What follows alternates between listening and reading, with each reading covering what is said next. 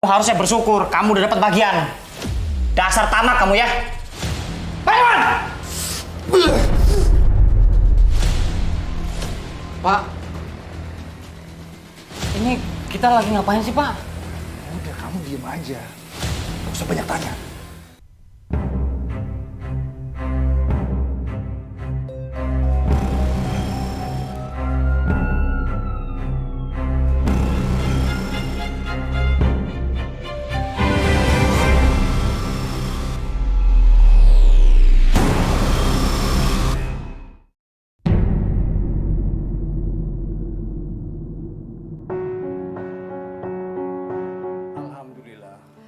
Rahmat terbilang mapan dalam kehidupan, tinggal di sebuah kampung di Kabupaten Waikanan, Provinsi Lampung. Di usia senjanya, Rahmat berniat membagikan harta peninggalan kepada anak-anaknya. Begini, Bapak ingin mewariskan kepada kalian sebagian harta, yaitu tanah. Betul sekali.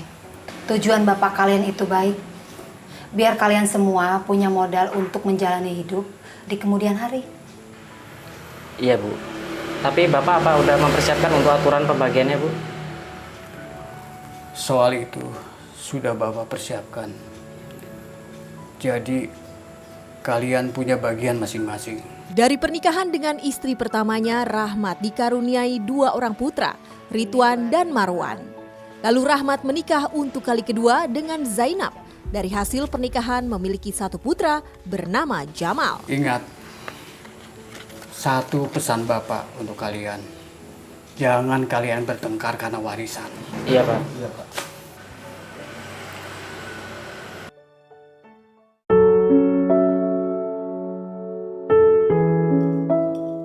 Soal warisan, Rahmat tak ingin anaknya berselisih. Ia berupaya membaginya dengan adil kepada anak kandung maupun anak sambungnya.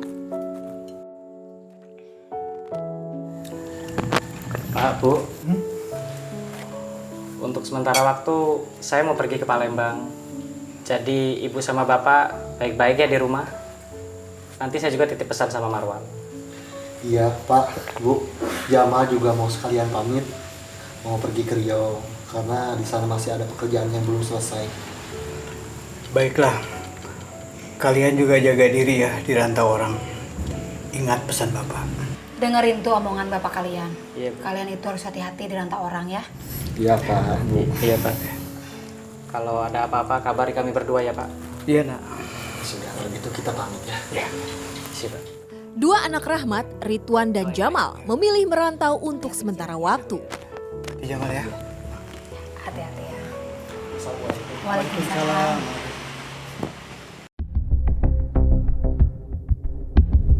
Pembagian warisan tak selamanya bisa membahagiakan. Salah seorang anaknya yang bernama Marwan merasa haknya harus dilebihkan dari anak Rahmat yang lain. Hingga suatu ketika, Pak, saya tidak terima dengan apa yang Bapak bagikan untuk warisan ini. Seharusnya saya lebih banyak daripada mereka, Pak. Jangan samakan saya dengan Ridwan dan Jamal. Tidak bisa, Wan. Kamu harus dengar ya. Soal pembagian warisan, Bapak harus bijak dan adil. Tidak boleh beda. Kamu harus ke situ. Pak, gak bisa begitu dong, Pak.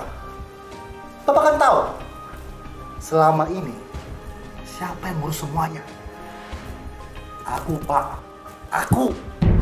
Wajar dong. Aku minta pembagian warisan lebih banyak dibandingkan mereka. Pokoknya, aku nggak bisa terima ini. Tekad Bapak sudah bulat. Tidak bisa dirubah lagi. Serah. Kalau kamu tidak terima, ingat, Bapak tidak mau ribut soal warisan. Rahmat tak ingin membedakan pembagian harta warisan kepada semua anaknya. Marwan memendam kecewa. Marwan merasa hak warisnya tak harus sama.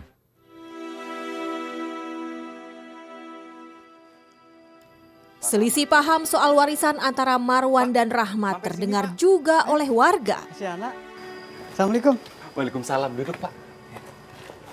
Gimana kabarnya Pak? Alhamdulillah sehat, Mas. Saya dengar kabar katanya Pak Rahmat sudah bagi-bagi warisan ya? Iya, Mas. Tapi sekarang saya lagi pusing. Pusing kenapa, Pak? Itu si Marwan anak saya minta warisannya lebih dari yang lain. Padahal saya sudah berikan bagiannya sama. Si Marwan protes ke saya. Ya sudah, nggak usah dipikirkan, Pak. Yang penting kan Pak Rahmat sudah menjalankan amanah dan sudah membagikan hartanya pada anak-anak secara rata. Iya sih, Mas. Kalau gitu saya pamit, Mas ya. Assalamualaikum. Waalaikumsalam. Hati-hati, Pak. Di mana Zainuddin ini dikenal oleh warga sebagai sosok yang santun dan suka bergaul dan berkomunikasi dengan masyarakat dan lingkungan.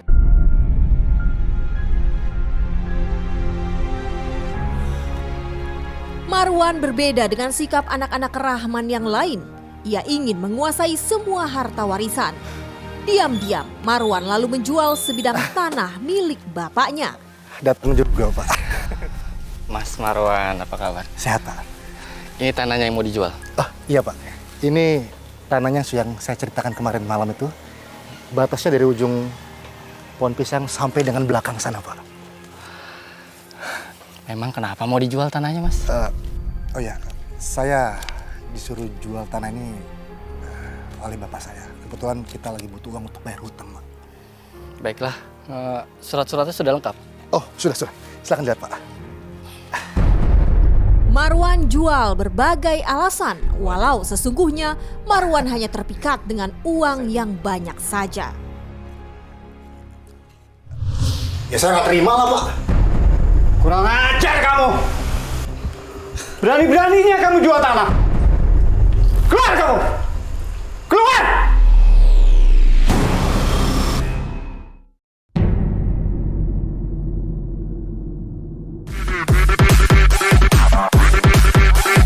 Marwan lupa diri ketika mendapatkan uang dari menjual tanah milik bapaknya. Marwan gunakan uang untuk kenikmatan dirinya saja. Lanjut.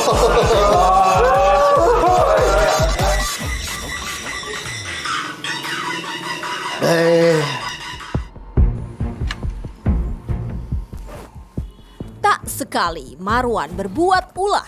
Sikapnya sering mengecewakan Rahmat bapaknya. Pak. Bapak. Astagfirullahaladzim. Marwan. Masih belum berubah ya?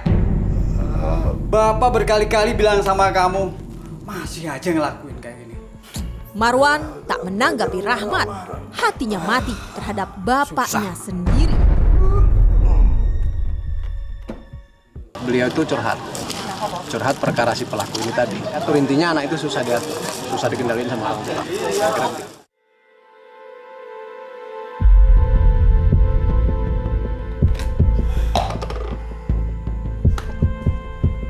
Belakangan terkait ulah Marwan yang menjual tanah secara diam-diam, Rahmat marah.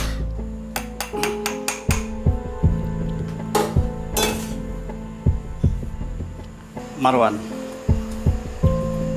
Bapak dapat kabar dari seseorang. Apa benar kamu telah menjual tanah? Iya, Pak. Terus kenapa? Bapak nggak terima. Dasar anak nggak tahu diri. Kenapa kamu jual tanah itu? Bapak kan sudah kasih bagian kamu. Pak, saya kan pernah bilang sama Bapak, saya mau bagian saya lebih besar daripada Ridwan dan Jamal. Tapi nyatanya sama. Ya saya nggak terima lah, Pak. Kurang ajar kamu. Berani-beraninya kamu jual tanah. Keluar kamu. Keluar. Marwan memendam amarah. Marwan memaksa Rahmat agar memberikan bagian warisan yang lebih dibanding saudaranya yang lain. Lihat aja. Udah Pak, sabar ya Pak ya.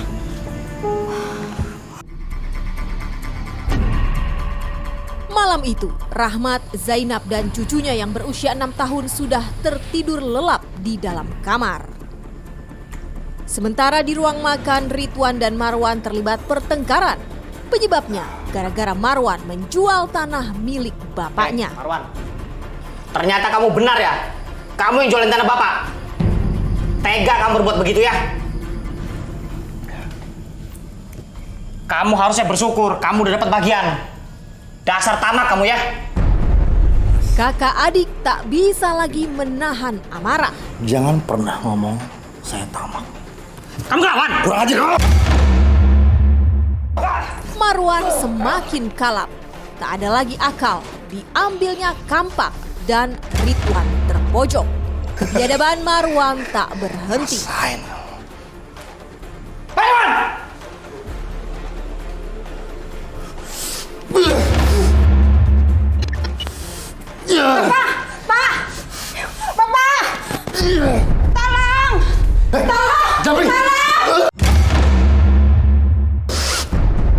Bapak dan ibu tirinya jadi sasaran kesadisan berikutnya.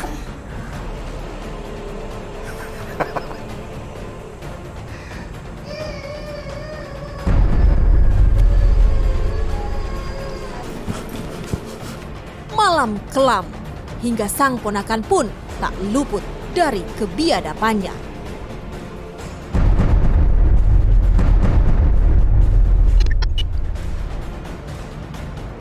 Pikiran Marwan terpacu untuk menghilangkan jejak kejahatan. Sebuah lubang septic tank dipilih untuk mengubur keluarganya. Satu persatu jasad anggota keluarganya Marwan masukkan ke lubang septic tank. Esoknya Marwan menutup rapat bagian atas septic tank dengan adukan semen agar aksinya tidak diketahui orang lain.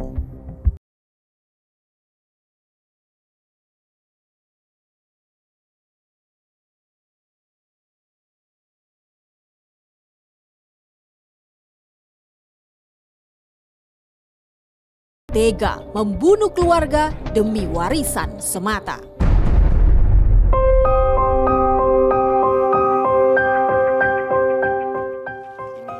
Marwan menggila karena tak ada lagi keluarga yang menghalangi dirinya untuk menjual tanah milik bapaknya kecuali Jamal yang masih dalam perantauan. Saya tunggu juga Pak ya. Boleh. Pas.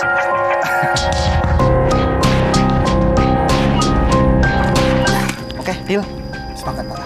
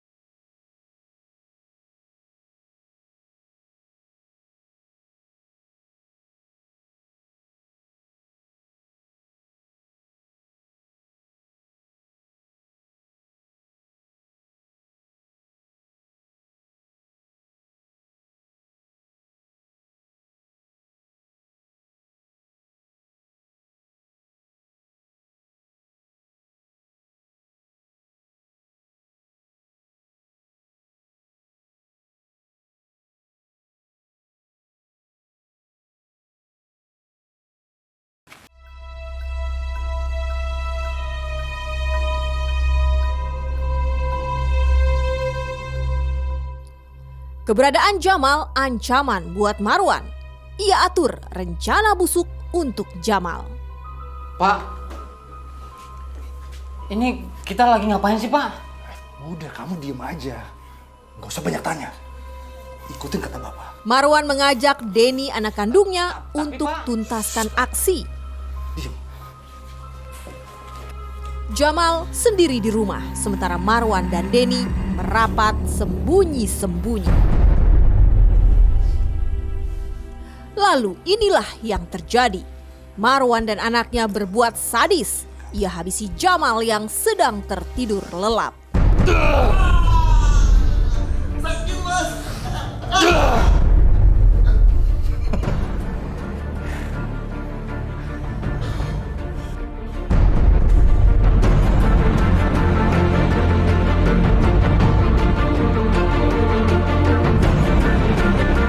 Bapak ngapain?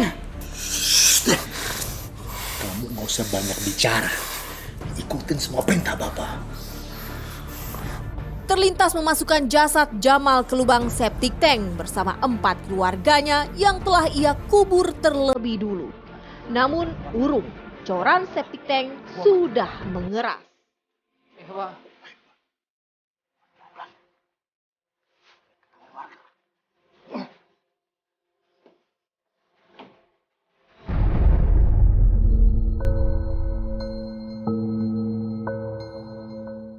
Besoknya Marwan bersama Denny membawa jasad Jamal ke kebun singkong tidak jauh dari rumahnya. Jasad Jamal dikuburnya di kebun singkong.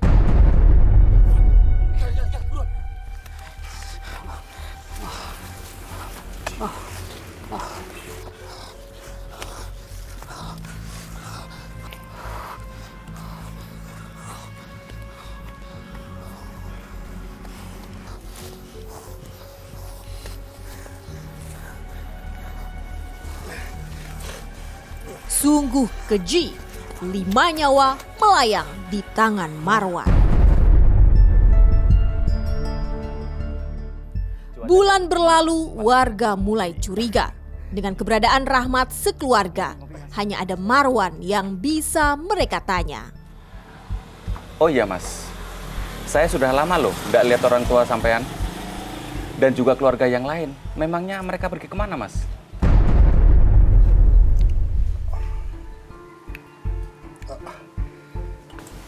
Bapak dan Ibu lagi berada di gunung, Pak. Kebetulan mereka lagi ada urusan. Terus si Ridwan dan Jamal kemana mas? Kalau Ridwan dan Jamal lagi di luar kota. Mereka lagi merantau. Marwan menutup diri lalu berbohong dari semua pertanyaan tentang keluarganya. Ini dilakukan hanya untuk menutupi aksi Saya pamit jahatnya. dulu ya. Ada urusan yang harus saya kerjain. Iya mas. Permisi Pak.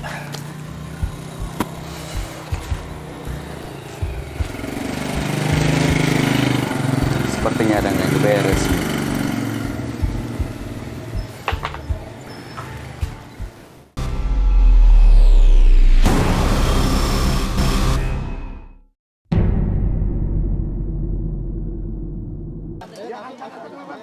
Sepandai-pandainya Marwan menyimpan rapat rahasia, bau bangkai tercium juga. Warga Lampung dihebohkan dengan penemuan 4 jenazah di dalam septic tank dan 1 jenazah terkubur di kebun singkong di Kampung Margajaya, Kecamatan Negara Batin, Kabupaten Waikanan. Dari hasil identifikasi, polisi menduga kelima jenazah itu adalah satu keluarga yang terdiri dari bapak, ibu, 2 orang anak, dan 1 orang cucu. Jadi hari ini kita melakukan evakuasi terhadap korban-korban yang dilakukan bunuh oleh si pelaku. Kondisinya sudah tinggal tulang belulang. Setelah dilakukan proses otopsi di Rumah Sakit Bayangkara Polda Lampung, polisi menyimpulkan bahwa kelima jenazah tersebut merupakan korban pembunuhan. Pasalnya, di tubuh kelima korban ditemukan luka akibat kekerasan benda tumpul. 1 tahun berlalu, kasus pembunuhan ini akhirnya terkuak setelah polisi menangkap 1 pelaku berinisial DW. Dari pengakuan DW, polisi menangkap Erwin yang tak lain adalah bapak kandung dari pelaku DW.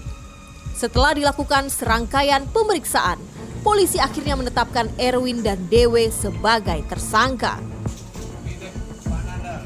Kepada penyidik, tersangka Erwin mengakui telah membunuh 5 korban. 4 korban terdiri dari bapak kandung, ibu tiri, kakak kandung, dan keponakan yang mayatnya dimasukkan ke dalam septic tank. Sementara tersangka DW hanya terlibat saat Erwin membunuh adik sambungnya yang mayatnya dikubur di kebun singkong. Hasil berita acara pemeriksaan, motifnya masalah warisan. Tersangka Erwin sebagai otak pembunuhan dijerat dengan pasal 338 subsidiar pasal 340 KUHP tentang pembunuhan berencana dengan ancaman maksimal adalah hukuman mati. Sementara tersangka DW dikenakan pasal 380 KUHP jungto pasal 55 dan pasal 56 KUHP. Atas pembunuhan yang terjadi itu, keluarga korban meminta tersangka Erwin diganjar dengan hukuman mati. Kami keluarga besar almarhum Zainuddin meminta kepada aparat penegak hukum untuk menjatuhkan hukuman kepada Erwin Nudin dengan hukuman mati. Selasa 11 Oktober 2022 lalu, 5 jenazah satu keluarga yang menjadi korban pembunuhan dimakamkan di TPU setempat di Kampung Marga Jaya, Kecamatan Negara Batin, Kabupaten Waikanan. Seluruh jenazah dikubur di dalam satu lubang yang sama.